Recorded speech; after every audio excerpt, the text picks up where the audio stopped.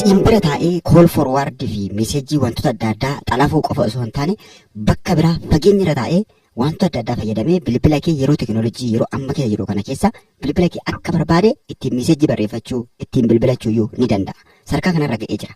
Viidiyoon kun namoota bilbila keessan akka xalafame yookiin immoo namaan to'atamaa jiraachuu yookiin bilbila keessan sababiin isaa bilbila nuti qabannaa yandu kun bilbila smartphone namoonni hedduun kan qabatan yeroo ammaa kanatti bilbila smartphone kun immoo wantoota adda addaa faayilota keenya yookiin immoo sagalee keenya meseejii keenya yookiin namoonni biroo bilbila keenya akka barbaadanitti kontrol gochuu akka danda'an gochuu ni danda'a jechuudha. Sababiin isaa yeroo teknoolojii waan ta'eef viidiyoon har'a isiniif qabadhee dhufe kana keessatti akkamitti namoonni bilbila keessan to'achuuf mallattoo warreen ta'an warreen agarsiisan bilbilli keessan to'atamaa jiraachuusaa akkamitti akkasiin bartanan isin qabadhee dhufe wanta gurguddoo karaatti bilbilli keessan nama biraatiin hordofamaa jiraachuu meseejii naa ta'u call forward naa ta'u karaalee adda addaatiin haa ta'u karaa barbaadaa ta'u karaa kamiyyuu ta'u karaa ittiin adda isin baafattanan isinitti agarsiisa.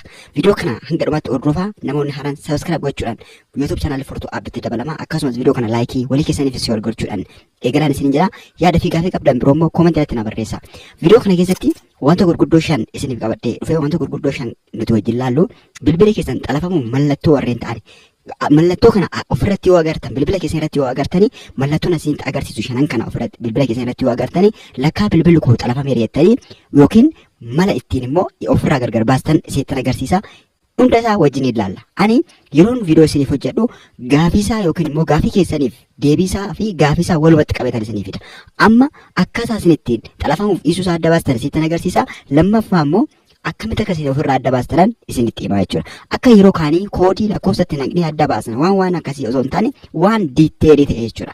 Keessumaa kaameraa adda addaa fayyadamanii sagalee adda addaa lafa isin ooltan haala isin keessa jirtan lookeeshinii isin irra jirtan warreen aakii gochuu barbaadan warreen to'achuu barbaadan namoota isin jaalatan haa ta'u namoota kaan haa ta'u akkasumas immoo akaroota biroo haa ta'u kamillee viidiyoo kana booda salphaatti adda baastanii barattuun isin jira.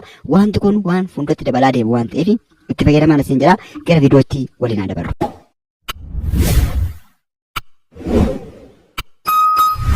Jalqaba irratti bilbilli keessan xalafamaa jiraachuu dhiisuusaa adda baafachuu fi namoonni bilbiloota smartphone qabatanii jirtan adda baafachuu fi wanti isin gochuu qabdanii jalqaba irratti bakka isattiin bilbila dawwaltanii kana keessa seentu yookiin akka nama bilbiluu barbaadetti bakka ittiin namaaf bilbila dawwaltan kana keessa seentu. Bakka kana keessa akkuma seentaniin sararoota tuttuqaa gara olii kana irratti kilikii gootanii gara keessaa seentu yookiin sarara dootii xixiqqoo gara olii jirtu kanatti kilikii gootanii gara keessaa seentu. Gara keessaa seentan wantoota kana isinii fidaa seetingi kan jedhu kanatti kilikii gootu. Seetingi irratti kilikii gootanii gara keessatti seentu. Akkuma gara keessatti seentaniin as ol harkifattaniiti jala kana barreeffama supplementary service jedhutu jira. Supplementary service iddootu kanatti kilikii gootanii gara keessaa seentu. Gara keessaa akkuma seentaniin simii isin bilbila keessaa qabdan simii tokkoffaan gubbara jira simii lammaffaan daga kana jira jechuudha. Ergaa kanatti seentaniin booda jalqaba irratti kan argamu kana call forward kun sagaleen keessan nama biraatti sagalee keessan xalafamee jiramoo hin jiru waan jedhu wajjiniin ilaallaa jechuudha. Kanaaf sagaleen keessan xalafamee jiraachuu dhiisuusaaf yookiin immoo lakkoofsa sagalee keessan irratti xalafame yoo adda baafachuu yoo barbaaddanii bakka call forward jedhu kanatti kilikii gootu. Call forward irratti kilikii gaafa gootan amma waan lama isinii fida. Voice immoo yookiin immoo sagalee immoo viidiyoodha isinii jira. Lachan saayyuu ilaalla. Jalqabamee sagalee haa laallu. Sagaleen kun xalafamee jiramoo xalafamee hin jiru jennee adda baasuudhaaf bakka voice call jedhu kanatti kilikii godha. Sanatti kilikii gaafa gootan yeroo muraasaaf rooteetii godheetii isinii fidaa jechuudha. Rooteetii godhee sarchi godhaa jechuudha. Maaliif wanti xalafamee jiramoo xalafamaa hin jiru jedhee ofuma isaa sarchi godhee akkanatti fidee jira jechuudha. Akkanatti fidee maal jedha? No number set jedha jechuudha. Amma arfan isaarratti iyyuu jechuudha. Namni biraa bilbila keessan xalafee lafa biraa taa'ee isin hordofaa jira taanaan immoo bakka kanatti kan inni fidu lakkoofsa nama sanaa fida jechuudha. Lakkoofsa nama kan sanaa yookiin lakkoofsa nama isin hordofaa jiru iddoo kanatti liistii isinii godha. Isin irra kilikii gochuudhaan irraa balleessitu jechuudha. Yookiin immoo karaa ittiin balleessitan karaa biroos isinitti hima. Inni biraan akkasumas viidiyoodha. Viidiyoo koolis irra kilikii gootanii viidiyoo kooliin immoo yookiin immoo namni viidiyoodhaan hordofaa jiru jira waan jedhuuf isarras kilikii gootaniiti viidiyoo kool iddoo kanatti kilikii gootaniiti eegdu jechuudha. Yeroo muraasa gaafa isin eddan ammallee asirratti dabalee ni fida jechuudha. Kan xalafee yookiin immoo isin hordofaa jiru yoo jiraate asitti lakkoofsa isaa fida yoo hin jiru taate immoo kanatti noo jedhee jira jechuudha. Inni kun isa jalqabaati. Yoo lakkoofsa lafa kanatti argitan simtuus akkuma kana gootu simii lama warra of keessaa qabdan jechuudha.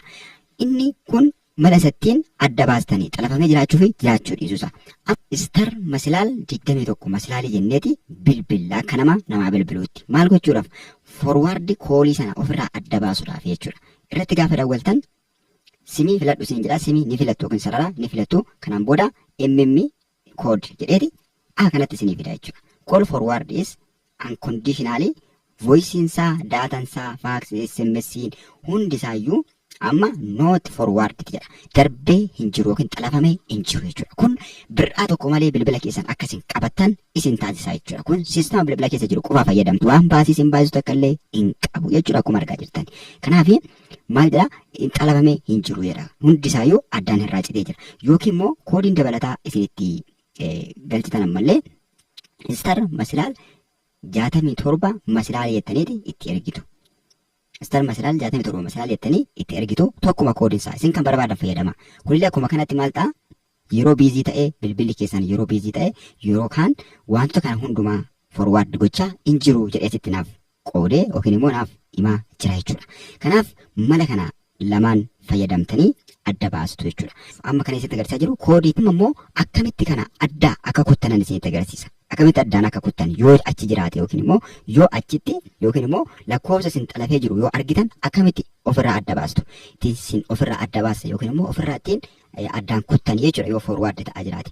Nama kamiyyuu bilbiloota kiibaardis haa ta'u bilbiloota xixiqqoos haa ta'u bilbiloota xixiqqoo kiibaard warreen ta'anis haa ta'u ismaartis haa ta'u kamirrattuu kan isin fayyadamuu qabdanii yeroo yerootti irra deddeebitanii kan isin fayyadamuu qabdan masilaal 002 jettaniiti masilaal jettanii bilbiltu jechuudha.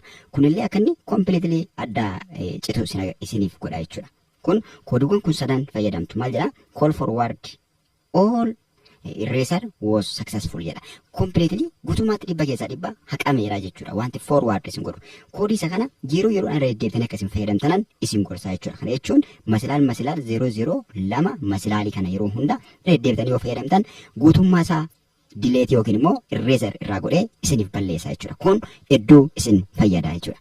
Kanaaf akka kanatti adda baasuu dandeenya jechuudha. Akka namoota forward nu godhan jechuudha karaa isa kanaan. Inni lammaffaan siitingii bilbila keenyaa keessa seenna. Siitingii keessa akkuma seenneen asii ol harkifanneeti security and privacy jedha kan jalatti security and permission jedha kan namoota kaan irratti jechuudha. Gosa garaagaraa jiraachuu danda'a. Bakka security and permission isaa jedhu privacy isaa jedhu kan fedhe haa jedhu garuu bakka security jedhu kanatti kilikii goona. Security bakka jedhu kanatti kilikii gooneeti gara keessaa seenna. Gara keessaa irratti kilikii goonee gara keessaa gaafa seenne asii ol harkifanneeti more security setting kan jedhutu jira. More security setting kan jedhu kanatti kilikii goona. More security setting irratti kilikii goonee gara keessaa akkuma seennani asii ol harkifneeti device admin apps kan jedhu kana bira dhufna. Device admin apps kan jedhu kanatti kilikii gootu. Device admin app irratti kilikii gootanii amma device admin app kan jettu kuni kan kiyyama no active apps jedha. Appii kun maaliif nu gargaara seetanii bilbilli keenya namni biraa bakka biraa taa'ee bilbila keenya dhibba keessaa dhibba akka inni to'atu.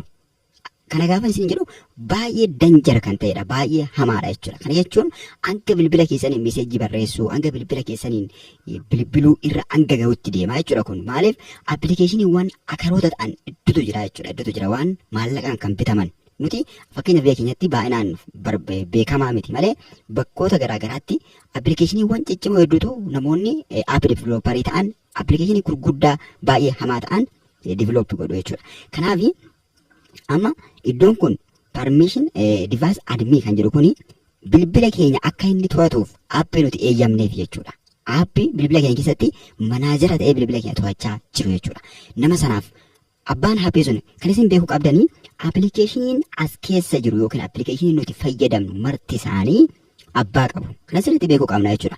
Appilikeeshiniin kun hundinuu namaan kireetii ta'anii abbaa appilikeeshinii sana kontiroolii godhutu jira. Kana sirriitti beekuu danda'uu qabna. Kanaaf appilikeeshinii tokko bilbila keenya keessatti appilikeeshinii tokko admii goone taanaan abbaan appilikeeshinii sana waan nuti fayyadamnu hundumaa ni beeka jechuudha. Paaswaardii nuti bilbila irraa qabnu, wanta miseejii nuti barreessinu, bilbila nuti dawwallu, sagalee nuti haasofnu, chaatii nuti haasofnu kam illee namni sun diiteelii beeka jechuudha. Kanaaf bakka admii jettu kana yookiin immoo bakka device admin jettu. Device admin jechuun bilbila kee kan to'atu jechuudha. Appilikeeshinii bilbila kee kontiroolii godhu jechuudha. Isa no active apps jedhee hin jiru taanaan keessa seennee appilikeeshiniiwwan bilbila keenya to'achuu barbaadnu warreen kana jechuudha. Fakkeenya kan koo to'achuu kan barbaadu warreen kanaadha. Asii kana bane taanaan akka kanatti natti himaa jechuudha. Akka appilikeeshiniin kun bilbila kee to'atu barbaaddaa jedhee na gaafata. Aktiivii ani goonan baay'eetti bilbila koo kontiroolii gochuu danda'a jechuudha. Kanaaf ani aktiivii gochuu hin barbaanne. Isaan kana bilookii gochuu qabna jechuudha. Kun akkuma argaa jirtan kana cufaa ta'uu qaba jechuudha. Hunda isaanii cufaa gochuu qabna. Iddoo kana dhufnee ilaalla jechuudha. Ni admii aappiin ni jira moo hin jiru waan jedhu sirriitti ilaalla. Kanaan booda ni jira taanaan kiloosii gochuu qabna. No aktiivii aappisi ta'uu irra jira jechuudha. Kana namoonni biyyoota garaagaraa keessumaa biyyoota guddatan jirtanillee cheekii godhadhaa. Bakka isin ooltan, haala isin keessa ooltan, sagalee keessan dabalatee hundumaa kontiroolii gochuu danda'a. Namni appilikeeshinii tokko qofaa fayyadamuudhaan waan barbaade gochuu danda'a. Isa kanaaf of eeggannoo gochuu qabnaan isin jira. Isa sadaffaatti waliin dabarru. Ammallee siitingii jala deemna. Siitingii bilbila keessanii jala deemna yookiin immoo siitingii jala deemtanii idduma ammaatti deebitu jechuudha. Idduma security and permission jedhu yookiin immoo security and privacy jechuu danda'a jechuudha kan keessan irratti. Isa dhadhattu amma kan koo security and privacy as jira. Bakkuma ammaa sanatti deebina. Deebinee irratti kilikii goona. Irratti kilikii gooniti as ol harkifannaa jechuudha. Kan ammaa more security settingidha. Amma garuu asii ol harkifnee permission manager kan jedhu kanatu jira. Permission manager kan jedhu kanatti kilikii goona. Permission manager irratti kilikii gooniti gara keessaa seenna. Gara keessaa akkuma seenneen waan main point ta'e kan isin laaluu qabdanii kaameeraa akkasumas maayikiraafoonii warreen kana bilbilli isin eeyyama keessaniin waan kana fayyadamu kam akka ta'e ilaallaa jechuudha. Amma warreen kana hundumaa yeroo biraa viidiyoo isaa isiniif fidee dhufa. Ammaaf garuu wantoota lama qofa keessa ilaalla. Maayikiraafoonii fi kaameeraa duwwaa jechuun namni kaameraadhaan bilbilli keessan ofuma keessan isin bira oolee akkasii waraabaa hin oollee fi kaameraa kan eeyyamtaniif akkasumas immoo maayikiraafoonii sagalee keessan akka waraabuuf bakka biraa taa'ee appilikeeshinii sagalee keessan aksesii godhee sagalee keessan riikaardi godhee waan isin haasoftan waan isin nama faana haasoftan bilbila keessan lafa keessanii bilbila keessan cufaa jira isin namatti haasa'uu dandeessu. Yeroo kana bakki kun hin sirranne taanaan bilbilli keessan riikaardi godhee sagalee keessan nama biraatiif ergaa jira yookiin immoo waan isin teessanii ofii keessanii bilbila keessan kiisii keessan yookiin immoo fuula keessan fuuldura keessanii zimmettaniitoo bilbila keessan banaa hin ta'in haasoftan namni sun riikaardi gochuu danda'a jechuudha. Yoo kana hin sirreeffanne ta'ati. Amma bakka kaameraa jedhu kanarraa isiniif haa ka'u. Kaameraa irratti kilikii goona. Kaameraa kan jedhu kanatti kilikii goona. Kaameraa irratti kilikii gooneeti gara keessaa seenna. Kaameraa irratti kilikii gaafa gootan kanatti isinii fida jechuudha. Kanatti isinii fida.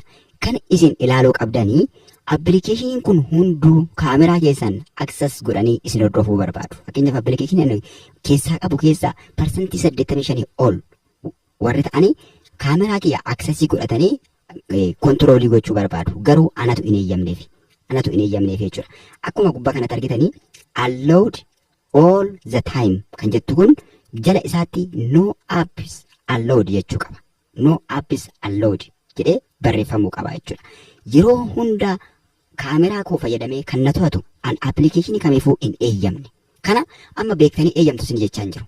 Tarii osoo hin beekin okeedhuma irratti jettanii eeyyamuu fi dandeessu otoo hin beekin. Kun immoo viidiyoon kun kan isin gargaaru seentanii akka isin sirreessitanidha jechuudha.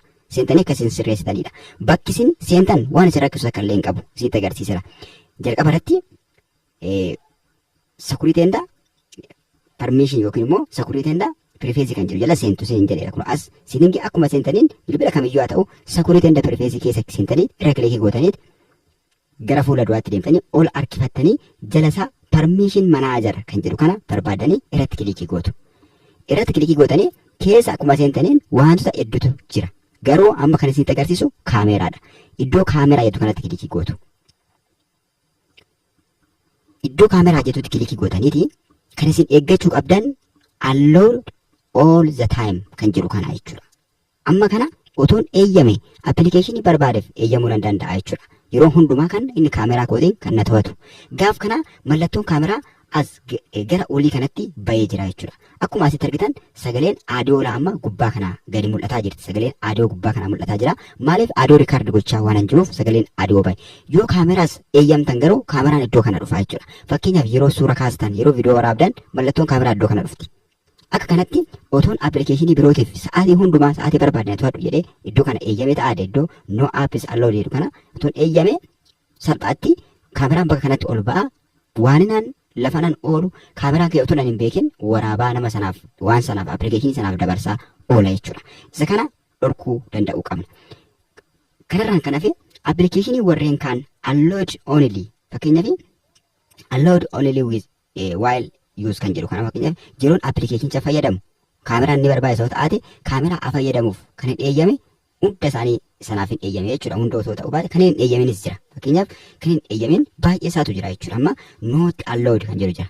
Not allowed jedhee iddoo kanatti fakkeenyaaf wanta adda addaatu jira jechuudha jala. Anatu eeyyamuu dide jechuudha. Waan an dhiisefan qaba. Isinillee akka kana appilikeeshinii isin barbaachisu qofaaf eeyyamuu qabdu jechuudha. Fakkeenyaaf tokkorratti kilikii godhee isin agarsiisu. Tokkomarratti kilikii godhee isin agarsiisu. Kiroomii fakkeenyaaf amma kiroomirratti kilikii yoon godhe kiroomiin kamirra jira? Kiroomiin kan irra jiru allow only while use the app. Yeroon aappii kana fayyadamu duwwaa akka inni kaameraa fayyadamu akka hin rakkisneefan godha. Yoon barbaade immoo kan inni hin barbaanne fakkeenyaaf appilikeeshinii ani hin beekne waan inni na fayyadu kan inni hin beekne as keessa kan inni eeyyameef yoo jiraate jechuudha. Wantoota akka miitingiif ta'an wantoota barbaachisoo ta'an kan akka yuutuubii, zuumii warreen akkasii eeyyamuu qabdu jechuudha. Tiiktookii dabalatee, waatsaappii dabalatee warreen akka telegiraam wantoota garaagaraa jechuudha. Garuu appilikeeshinii hin barbaachisne kaameraa maalitti godhatanii yaaddan immoo guutummaatti bilookii gochuu dandeessu jechuudha. Maaliif waan isin fayyadu takka illee hin qabu waan ta'eef. Akkanatti asii nootti allowed all the time kun jedhu aappii no aappii ta'uu qaba. Garuu allowed only while in use kan jedhu kun immoo appilikeeshinii filattan keessaa eeyyamuu dandeessu. Warra kaan immoo guutummaatti eeyyamuu dhiisuu dandeessu. Kun kaameraadha. Amma maakiraafoonii isinitti agarsiisu. Maakiraafoonii isinitti agarsiisu. Maakiraafoonii jechuun sagalee kiyya rikaardii kan godhu jechuudha. Yookiin sagalee koo nama biraatiif appilikeeshinii biraatiif dabarsee kan kennu. Fakkeenyaaf allowed all the time kan jedhu kana noodha. Hundaafuu hin eeyyamne jechuudha. Kun balaa guddaa qaba jechuudha. Numarratti effektii qaba. Lammaffaa immoo baatirii bilbila keenya irrattis effektii guddaa qaba jechuudha. Kan dafee nu jalaa dadhabu taasisa.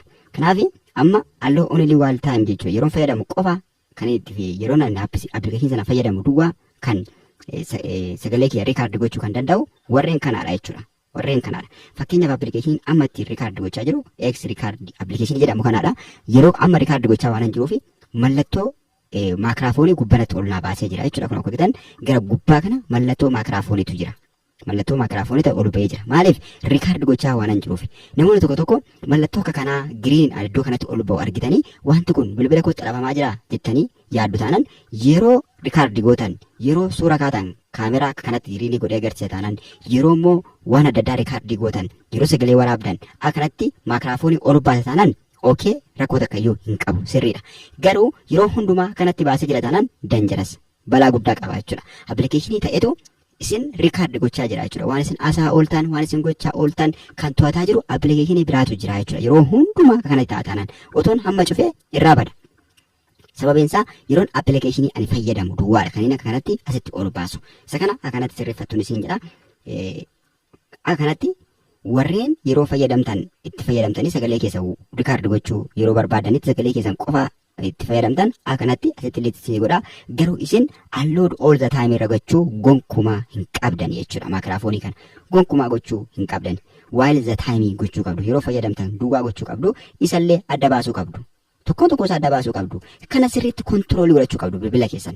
Addumatti kaayyoon viidiyoon kun hojjetamuun barbaachisee fi obboloonni keenya namoonni keenya afaan keenya kana yookiin afaan Oromiffaa kana dhagaan bilbila isaanii kontirool godhachuu qabu. Ati bilbila bitattee namni biraa bakka biraa taa'ee bilbila kee kontirool gochuu gonkumaa hin qabu. Gonkumaa hin qabu. Isa kana sirriitti dhugaa itti dhagahamuu danda'u qaba. Kan nuti viidiyoo jennuufis kanaafidha. Ati bilbila bitattee bilbila qabataa jirta. Namni biraa immoo bakka biraa taa'ee bilbila kee kontiroolii godha. Kun bakka wallaalummaa guddaadha jechuudha. Kana jalaa baasuuf obboloonni keenya akka kanatti sirreeffadha. Kanarra darbee isin rakkisa taanaan immoo nu gaafadha. Koomentii alatti barreessa yaada keessan yookiin immoo karaalee adda addaatiin nu qunnama. Maaliif isin gargaaruu dandeenya jechuudha. Firii otoo waan tokko iyyuu hin baasin. Kaayyoon keenya akkasiin chaalenjii hin taane, akkasiin hin dhiphanne, akkasiin waan hamaatiif dabarfamtanii hin kennamne gochuudha malee waan biraatiif iyyuu takka miti jechuudha. Kan akka kana akka goonu nu taasisu jechuudha. Kanaaf appilikeeshinii fakkeenyaaf amma appilikeeshinii hin beekne. Amma baanaansiin jira, kaameraan jira, kiroomiin jira, feesbuukiin jira, wantoota adda addaa googiliin jira, iimoon jira, inshuutii. Amma appilikeeshiniin kun appilikeeshiniin ani eeyyameef kun appilikeeshiniin ani beeku duwwaadha. Appilikeeshiniin hin beekne gonkumaa hin eeyyamu. Maal gochuun qaba? Irra kiliikiin godha. Kana booda do not allowed gochuun qaba jechuudha. Amma laala appilikeeshinii akka kanatti argitanii liist ta'ee jira taanan fakkeenyaaf as jala galee jira taanan appilikeeshinii sana do not allowed goonan hin badaa jechuudha. Fakkeenyaaf badee jira laala. Hin jiru jechuudha. Maaliif? Anatu hin barbaadu. Inni jala sagalee koo siif hin eeyyamu hin jedheen. Sababiin isaa bilbilatu kan kooti kaa.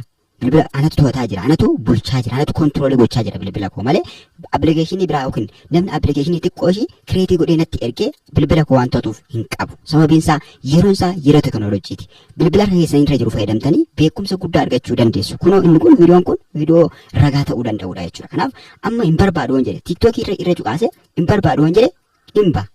Yoo hin barbaade immoo eeyyamuuf hin danda'a jechuudha. Kanaaf akkanatti itti fayyadaman isiniin jedha. Kanaaf maayikiraafoonii fi kaameraa qofaan isinitti agarsiise jechuudha. Amma maayikiraafoonii fi kaameraa qofa yookiin sagalee keessa waraabaa yookiin waan biraati jechuudha.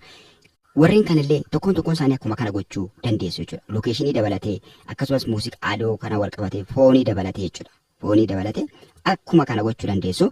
Mee SMS isinitti agarsiisa. Kun chaalenjii namoota hedduu gochaa jira.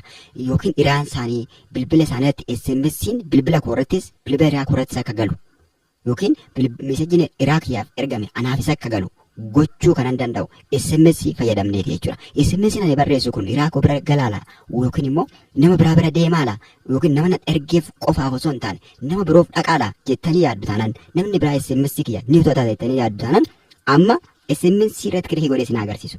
SMS irratti kilikii gaafa gootan akkanatti isinii baasa. Laala SMS irratti kilikii gaafa gootan akkanatti isinii baasa.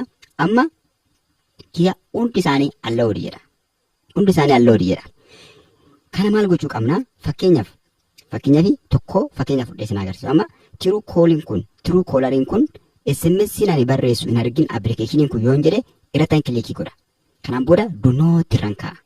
Laala dunootti irra kaa'ee gaafan duubatti ba'u. Laala keessaa bahee jira jechuudha. Keessaa bahee jira. Guutummaatti keessaa bahee jira. Gonkumaa meesejinaaf ergamu appilikeeshiniin kun arguu hin danda'u. Akkuma kana appilikeeshiniin biroo jiraachuu danda'a. Amma ismaartii iswiich kan jedhu kana irra kilikii godheen gonkumaa meesejii kun argee yoon jedhe do not allow anyway jedha laa godha kanarratti jechuudha. Kanarra asirra kilikii godhe taanaan gonkumaa arguu hin danda'u. Parmeeshiniin irraa ka'eera jechuudha. Kompiliitli parmeeshiniin irraa ka'a. Baakii godhee isin agarsiisu. Amma irraa kaasan jira. Laala meeqatti galee jira? Muraasatti galee jira jechuudha. Foonii meesejii Googilii fi Android Auto waan jedhu kanatu jira jechuudha. Dabalataan appilikeeshiniin biraa namni biraa bilbila keessan dhiraa keessan haa ta'u fira keessan haa ta'u whatever maal jedhani ani waan jiru qofan isin barsiisa jechuudha. Abbaa fedhe haa ta'uuti alloodii kana jala appilikeeshiniin isin hin beekne otoo isin hin beekin bilbila keessanitti bu'ee jira taanaan irra kilikii gootanii do not allow gochuu qabdu jechuudha. Baay'ee salphaadha jechuudha. Waan tarii jettanii shakkitan takka illee hin qabu kun isin fayyada jechuudha. Akkanatti itti gargaaraman isin jira. Amma gara isaa dhumaa yookiin immoo gara isaa arfaffaatti waliin dabarraa jechuudha.